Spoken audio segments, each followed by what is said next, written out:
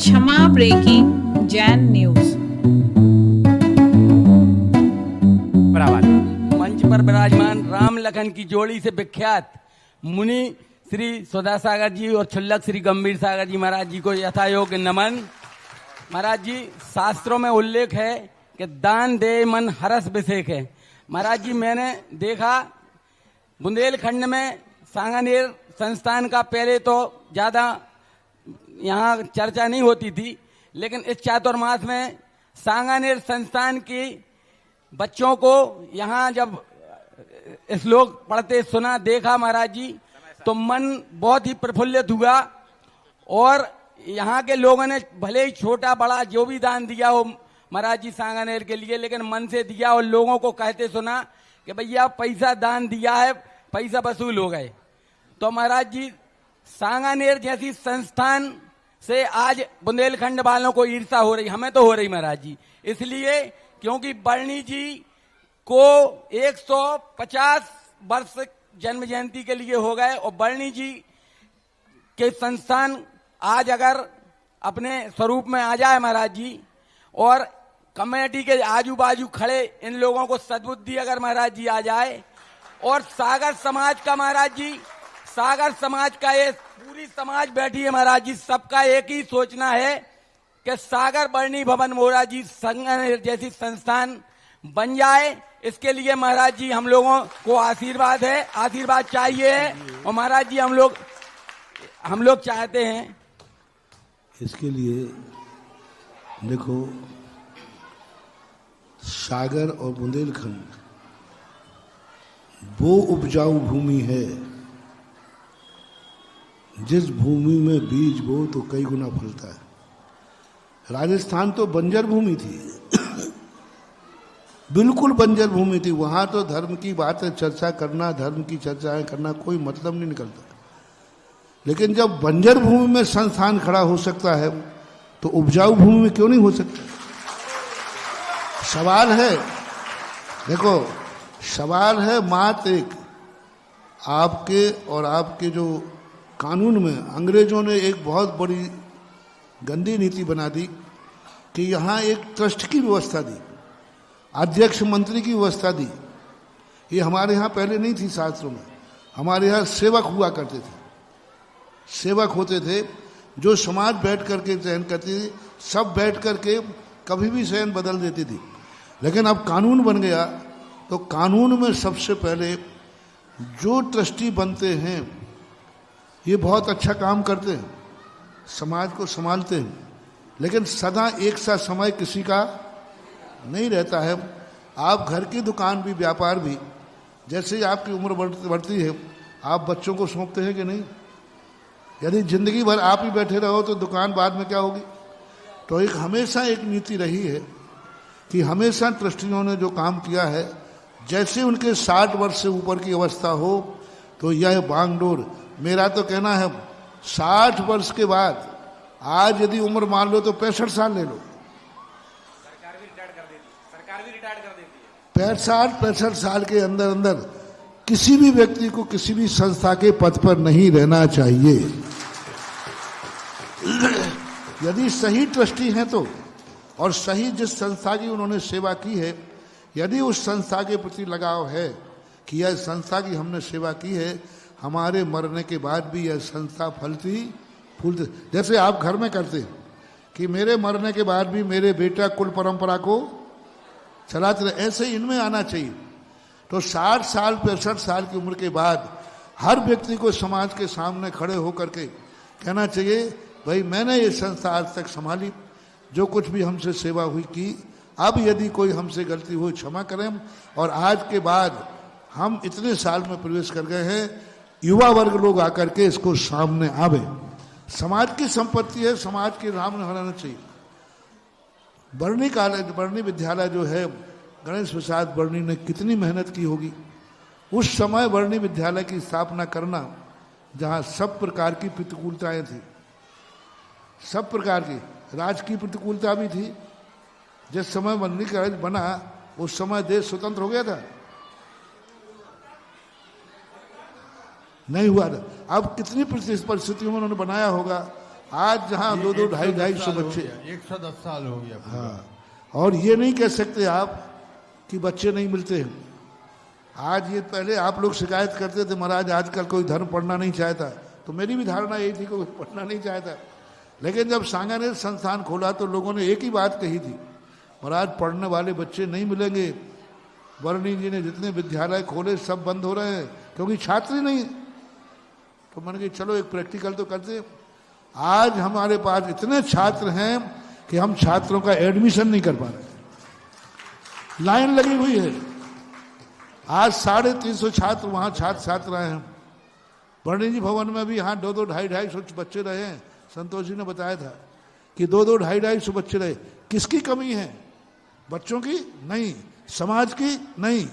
आज समाज के उन ट्रस्टियों को बहुत बड़ा बुरा लगेगा तो लग जाए। ट्रस्टियों को यदि अपने जीवन काल में कोई बोल लें दो महाराज जी, पहले बाद में बोलियो। महाराज जी अगर समाज चाहे तो ट्रस्टियों को टिका दे। सुनो सुनो सुनो, अभी सुनो, बात सुनो, हम समझ गए तुम्हारी। सबसे बड़ी बात है ट्रस्टियों के लिए, सारे भारत के ट्रस्टियों से कह रहा हूं, जिस संस्था में आप पदाधिकारी हैं उस संस्था का जब तक विकास होता जाए पद पर रहना चाहिए। जैसे ही पता चले कि संस्था का ह्रास हो रहा है तो ह्रास होने का पाप किसी भी ट्रस्टी को अपने सिर पर नहीं लेना चाहिए। अन्यथा ऐसी दुर्गति होती है कि उसको कहीं दुनिया में फिर मनुष्य पर्याय तो दुर्लभ हो जाती है। जैन समाज में जन्म होना दुर्लभ होता है। तुम्हारे कार्यकाल में संस्था डाउन को प्राप्त हो रही है। छोड़ दो संस्था को, समाज जाने, समाज का काम जाने। अरे मरने के बाद छोड़ोगे और जीती जे छोड़ दोगे तो पुण्य के भागीदार हो, और मरने के बाद छोड़ोगे तो पाप के भागीदार हो। मरने के बाद तो छूट नहीं है। संस्था जैसी अपन से नहीं संभलती, भाई मेरे से संस्था नहीं संभल रही है, मेरे कार्यकाल में संस्था का ह्रास हो रहा है, इसलिए मैं संस्था को छोड़कर समाज के सामने रख देना चाहिए। और समाज को भी चेतना चाहिए, जो समाज की संपत्ति है उसे समाज का अधिकार होना चाहिए कि उस पर ध्यान देवे। और करना चाहिए कि भाई संस्था ह्रास क्यों हुई, 250 बच्चे से 20 बच्चे क्यों हुए, ये कारण पूछो ये कारण क्यों हुए। 250 बच्चे से कारण हुए। लोग कहें धन का अभाव है, तो जनता धन क्यों नहीं दे रही है? तुम्हारा जनता की विश्वास तुम्हारे ऊपर नहीं रहा है। सही है। जनता का आज जनता के पास धन, मैं नहीं कहता हूं कि जैन समाज धन से कमी है और दान देने में कमी है। आपने खुद देखा होगा, जब भी आवाज लगाई 1 रुपया चाहे 100 रुपये देने वाले खड़े हुए। ना धन की कमी है ना बच्चों की कमी है। तुम्हारे लिए जनता इसलिए धन नहीं देना चाहती है कि तुम्हारे ऊपर से जनता का विश्वास उठ गया है कि हमारे पैसे का सदुपयोग नहीं हो। आज ऐसे दानी हैं जिनको ये लग जाए कि मेरे पैसे का सदुपयोग है तो अपनी थाली की भी रोटी दान में दे देते हैं, अपने जेब खर्च भी दान में दे देते हैं, क्योंकि पैसे का सदुपयोग हो रहा है। जैसे अभी तुमने सांगानेर की बात कही, ऐसे क्योंकि वो देख रहे सामने। वर्णी भवन भी, वर्णी का जो मेहनत है, मैं वर्णी जी के साथ बहुत उनकी भावनाओं की कद्र करता हूँ, उनको बहुत आशीर्वाद देता हूँ कि उन्होंने उस युग में ऐसा कार्य किया। लेकिन हमें दुर्भाग्य के साथ कहना पड़ रहा है कि वर्णी जी के भक्त होकर, वर्णी जी का बुंदेलखंड होकर के भी आज वर्णी की भावनाओं के साथ खिलवाड़ हो रहा है। वर्णी जी की संस्थाएं बंद होने की कगार पर हो गई। क्यों हुई, इस पर विचार करो। मैंने जो खोजा है, जितनी बड़ी संस्थाएं थी ये चंद व्यक्तियों की मुट्ठी में रह गए, जिसे हम गणेता सांप कहते हैं। सही है। चंद व्यक्तियों की मुट्ठी में ये संस्थाएं, वे छोड़ना नहीं चाहते, और जब तक वो छोड़ेंगे नहीं विकास होगा नहीं। आप कुछ भी प्रयास कर लीजिए, और जिस दिन पूरी समाज के सामने चौराहे पर रख दें, उसी दिन हर संस्था आकाश को छू सकती है। चाहे तीर्थ क्षेत्र हो चाहे संस्था हो, तीर्थ क्षेत्र भी तीर्थ क्षेत्र धराशायी हो रहे हैं। जिन क्षेत्रों पे 10-25 लोग गणेता साहब बन के बैठ जाते, वे मरेंगे अपने बेटे को बैठा जाएंगे, वे मरेंगे अपने रिश्तेदार को बैठा जाएंगे। यदि जो क्षेत्र समाज के बीच में आ जाते हैं जिन जिन क्षेत्रों को हमने अंतर्राष्ट्रीय किया, ऑक्सीजन सिलेंडर पर पहुंच चुके थे, वेंटिलेटर पर पहुंच चुके थे, आज वे दौड़ रहे हैं आकाश के समान, क्योंकि वो समाज के लिए आ गए। समाज बहुत बड़ी शक्ति है महानुभाव। समाज का अधिकार यदि दे दिया जाए, समाज के सामने संस्था रख दी जाए, समाज इतनी ऊंची आकाश में उठा लेगी कि सांगानेर सेकंड हो जाएगा और मोराजी फर्स्ट हो जाएगा।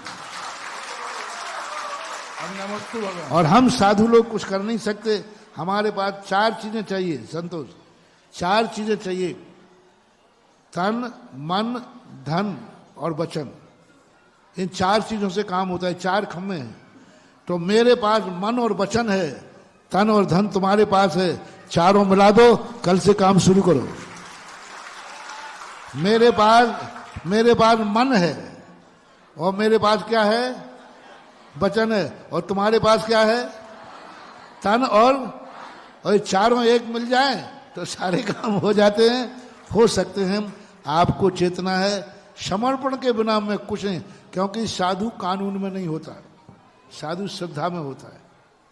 कानून में कभी साधु नहीं होता, कानून में कहीं साधु को कोई अधिकार निश्चित नहीं है, लेकिन श्रद्धा में जरूर होता है। और श्रद्धा में जो समर्पण हो जाता है, जो काम कानून नहीं कर पाता, वो श्रद्धा से हो जाता है। अब इसके लिए तो मैं यही कहूंगा, अब प्रभु हमारी सुन लो। अब आओ, हमें भी बहुत गुस्सा आ गई है। आपने जब अजगर कही थी, स्वामी जब कही थी कि प्रभु अबे कहो कौन केंचुआ ढूंढ दो, तो हम अब भाई बाहर भाई जा रहे थे। लात मारवे की बात कही थी, जब भी कही थी कि लात मारो तो हमारा उद्धार होवे, हमारी संस्था को उद्धार होवे। अब समाज के लोग पूरी हमारी बात सुनो। अब यहाँ के 15 ट्रस्टी हैं। जब ये जो विधान भवन थे भागोदय में, तो वे पंडित जी आए थे। उनने पंडित जी ने एक शब्द कह रही थी, जो घटिया के मंदिर की जो बोलियां लग रही थी कि इन ठलुओं को का काम है ट्रस्ट में, जो कहूँ 11 रुपया नहीं दिए थे। इतने दशा ऐसी हो गई है। 1 महीना से हम पूरी ट्रस्ट के पीछे पड़े हैं कि भाई यारो तनक सामने आ जाओ, महाराज जी से चर्चा कर लो।